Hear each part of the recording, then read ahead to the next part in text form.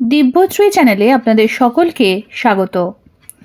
স্বামী পূর্ণাত্মানন্দজির লেখা চিরন্তনী সারদা থেকে পাঠ, আজ পর্ব 18। জননীং শারদাং দেবীং রামকৃষ্ণং জগদ্গুরুং পাদপদ্মে তয় শ্রুত্বা প্রণমামি মুহুর্মুহু। স্বামী বিবেকানন্দের দৃষ্টিতে শ্রী শ্রী মা পরিচ্ছদের পরবর্তী অংশ। একদিন স্বামীজি বোসপাড়া লেনের ভাড়া বাড়িতে গিয়েছেন। শ্রী মা তখন ওখানেই আছেন। এ সম্পর্কে শ্রী মায়ের নিজের বর্ণনা, বোসপাড়ার বাড়িতে আমরা আছি, শুনতে পাচ্ছি নিচের তলায় নরেন এসে গোলাপকে বলছে, গোলাপ মা, আমার বড় খিদে পেয়েছে। গোলাপ গোটা কতক মিছরির টুকরো নিয়ে নরেনের হাতে দিয়েছে। নরেন তো রেগেই খুন। আমি একটা থালায় করে খাবার পাঠিয়ে দিলুম। নরেন খায় আর বলে, একেই বলি মা। পুজুরু বামুনের মেয়ে মা কেমন করে এমন হলো আমি বুঝতে পারছি না। 1898 খ্রিস্টাব্দের অক্টোবর মাসে দুর্গাপূজার আগে স্বামীজি কাশ্মীর থেকে মঠে ফিরে আসেন। তখন তার শরীর বেশ খারাপ। মহাষ্টমীর দিন স্বামী ব্রহ্মানন্দ, স্বামী প্রকাশানন্দ ও স্বামী বিমলানন্দের সঙ্গে স্বামীজি বাগবাজারে শ্রীমাকে দর্শন করতে আসেন। শ্রীমাকে সাষ্টাঙ্গ প্রণাম নিবেদন করে উঠলে শ্রীমা স্বামীজির মাথায় ডান হাত রেখে আশীর্বাদ করলেন। শ্রীমায়ের আদরের সন্তান অভিমান ভরে ও ক্ষুব্ধ কণ্ঠে বললেন, মা, এই তো তোমার ঠাকুর। কাশ্মীরে এক ফকিরের চেলা আমার কাছে আসতো যেত বলে সে শাপ দিলে 3 দিনের ভেতর ওকে উদারাময়ে এখান ছেড়ে যেতে হবে। আর কিনা তাই হলো, আমি পালিয়ে আসতে পথ পেলুম না। তোমার ঠাকুর কিছুই করতে পারলেন না। শ্রীমা উত্তর দিলেন, বিদ্যা বিদ্যা মানতে হয় বই কি বাবা, তারা তো আর ভাঙতে আসেন না। আমাদের ঠাকুর হাঁচি টিকটিকি পর্যন্ত মেনেছেন।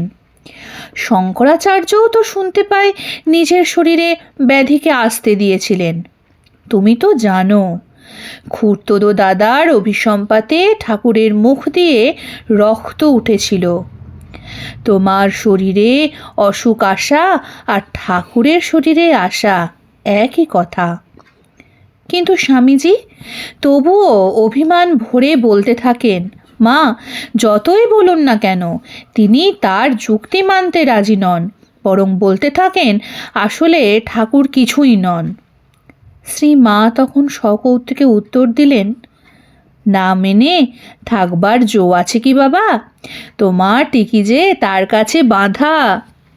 এই কথা বলা মাত্র স্বামীজি সলজ্জ নয়নে শ্রী মায়ের পায়ে লুটিয়ে পড়ে সেদিনকার মতো বিদায় নিলেন।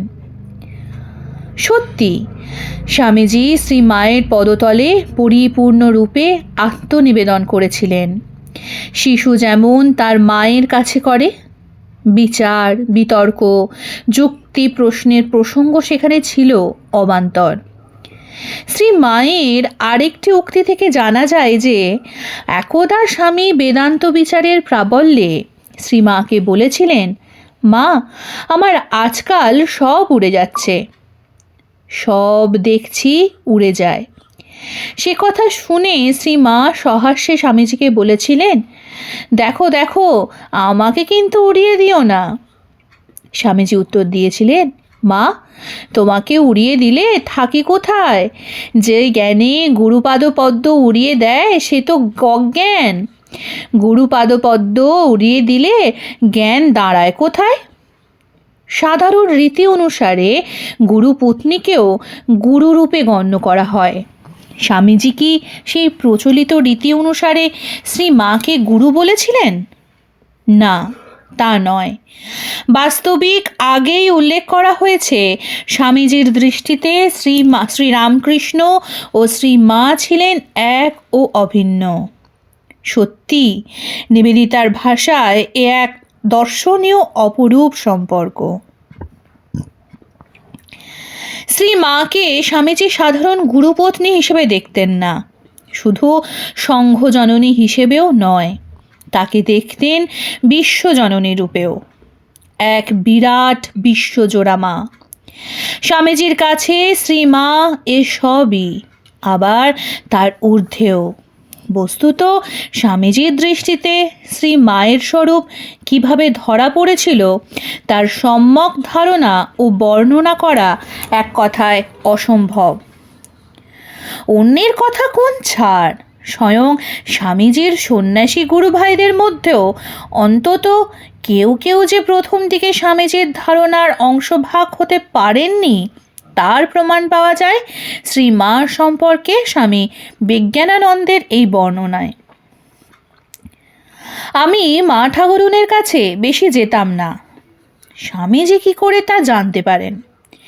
শ্রী শ্রী মা তখন বলরাম মন্দিরে। সেখানে স্বামীজি একদিন আমায় জিজ্ঞেস করলেন, পেশন, মাকে প্রণাম করতে গিয়েছিলে? আমি বললাম, না মশাই। স্বামীজি, সে কি, এক্ষুনি যাও মাকে প্রণাম করে এসো। তাই শুনে আমি তো মাকে প্রণাম করতে গেলাম, মনে ভাবছি কোনো রকমে ঢিপ করে একটা প্রণাম করে চলে আসব। মাকে প্রণাম করে উঠতেই স্বামীজি পেছন থেকে বলছেন, সে কি পেশন, মাকে এই করে প্রণাম করতে হয়? সাষ্টাঙ্গ হয়ে প্রণাম করো, মা যে সাক্ষাৎ জগদম্বা। বলেই তিনি সাষ্টাঙ্গ হয়ে মাকে প্রণাম করলেন। আমিও মাকে আবার সাষ্টাঙ্গ প্রণাম করে চলে আসি, কিন্তু আমি ভাবতেই পারিনি যে স্বামীজি আবার পেছনে পেছনে আসবেন। স্বামী বিজ্ঞানানন্দ বলতেন, শ্রী মাকে কিভাবে প্রণাম করতে হয় স্বামীজি তা আমাকে শিখিয়েছিলেন, বুঝিয়েছিলেন মায়ের স্বরূপ কি তাও। স্বামী শিবানন্দের পূর্বে উদ্ধৃত চিঠিটি প্রমাণ যে অন্যান্য গুরুভাইকেও স্বামীজি শ্রী মাকে চিনিয়ে দিয়েছিলেন। শ্রী মাকে যাতে তার গুরুভাইরা শুধু গুরু পত্নী হিসাবে না দেখেন সেই বিষয়ে স্বামীজি সদা সচেতন ছিলেন। তা স্বামী শিবানন্দকে লেখা ওই চিঠিতে এবং স্বামী বিজ্ঞানানন্দের উপরিউক্ত কথা থেকে স্পষ্ট বোঝা যায়। গিরিশচন্দ্র ঘোষের শ্রী মায়ের প্রতি গভীর শ্রদ্ধা ভক্তির সংবাদ পেয়ে স্বামীজি উল্লাসে অধীর। স্বামী নিরঞ্জনানন্দের মায়ের প্রতি গভীর ভক্তির জন্য তার যে কোনো ত্রুটি তিনি উপেক্ষা করতে প্রস্তুত। স্বামী নিরঞ্জনানন্দের মায়ের প্রতি গভীর ভক্তির জন্য তার যে কোনো ত্রুটি তিনি উপেক্ষা করতে প্রস্তুত। আবার স্বামী ব্রহ্মানন্দকে লেখা তার চিঠিতে দেখা যায় যে পুঁথিকার অক্ষয় কুমার সেনের, যাকে স্বামীজি আদর করে শাকচন্নি বলতেন, মায়ের প্রতি ভক্তি অটুট আছে কিনা তা জানার জন্য স্বামীজির উদ্বেগের অন্ত নেই। স্বামী ব্রহ্মানন্দকে লিখছেন, বলি শাকচুন্নির কোনো কথাই তো তোমরা লেখো না, সে গেল কোথা, মাকে ভক্তি করছে তেমনি কিনা? বেলুর মঠের নিজস্ব জমি কেনা হলে শ্রী মাকে স্বামীজি মঠের নতুন জমিতে নিয়ে গেলেন। স্বামীজির দেওয়া নববস্ত্র পরিধান করে মা চেয়ারে বসলে মাকে সাষ্টাঙ্গে প্রণিপাত করে স্বামীজি অশ্রুপূর্ণ লোচনে করজোড়ে বললেন, মা, এতদিনে আজ আমার মাথায় যে বোঝা ছিল তা নেমে গেল। তোমাকে তোমার নিজের জমিতে এনে এখন তুমি হাঁপ ছেড়ে চারিদিকে বেড়াও, ঘুরে ফিরে দেখো। স্বামীজি জানতেন মঠের নিজস্ব জমি শ্রী মায়ের প্রার্থনার ফলশ্রুতি। 1890 খ্রিস্টাব্দে মা বুদ্ধগয়া দর্শন করেছিলেন। সেখানে সন্ন্যাসীদের মধ্যে ঐশ্বর্য ও সচ্ছলতা দেখে এবং সঙ্গে সঙ্গে তার ত্যাগী সন্তানদের অন্ন, বস্ত্র ও আশ্রয়ের অভাবের কথা স্মরণ করে শ্রী মায়ের মাতৃহৃদয় থেকে এক করুণ প্রার্থনা উৎসারিত হয়েছিল। শ্রীমা এ সম্পর্কে স্বয়ং বলেছেন। বোধগয়ার মঠ, তাদের এত সব জিনিসপত্র, কোনো অর্থের অভাব নেই, কষ্ট নেই। দেখে কাঁদতুম আর ঠাকুরকে বলতুম, ঠাকুর আমার ছেলেরা থাকতে পায় না, খেতে পায় না, দুয়ারে দুয়ারে ঘুরে বেড়াচ্ছে, তাদের যদি এমন একটি থাকবার জায়গা হতো। তা ঠাকুরের ইচ্ছায় মঠটি হলো। আবার অন্যত্র বলেছেন, আহা মঠের জন্য ঠাকুরের কাছে কত কেঁদেছি, প্রার্থনা করেছি, তারপর থেকে নরেন ধীরে ধীরে এইসব করলে। এসব থেকে বোঝা যায় কেন মঠের নতুন জমিতে শ্রীমাকে এনে স্বামীজি বলেছিলেন নিজের জমিতে। অবশ্য বেলুড় মঠ শ্রী মায়ের আবাসস্থল না হলেও পূজা পর্ব উপলক্ষে সেখানে তিনি শুভাগমন করতেন। এ প্রসঙ্গে স্বামী অদ্ভুতানন্দের একটি উক্তি এখানে উল্লেখ করা যেতে পারে। মঠ হবার পরেই স্বামীজি শ্রী শ্রী মাতা ঠাকুরানীর পদধূলি এনে স্থাপন করেন।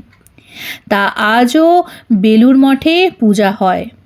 মা ঠাকুরন যে কী তা একমাত্র স্বামীজি বুঝেছিল। তিনি যে স্বয়ং লক্ষ্মী তা আর কেহ বোঝেনি। ওম যথাগ্নির্দাহিকা শক্তি রামকৃষ্ণে স্থিতা হিয়া সর্ববিদ্যা স্বরূপং তাং শারদাং প্রণমাম্যহম। আজকের পর্ব এইখানেই শেষ হলো। পরবর্তী পর্ব আসবে আগামীকাল। নমস্কার, সঙ্গে থাকুন, সুস্থ থাকুন, ভালো থাকুন। জয় ঠাকুর, জয় মা।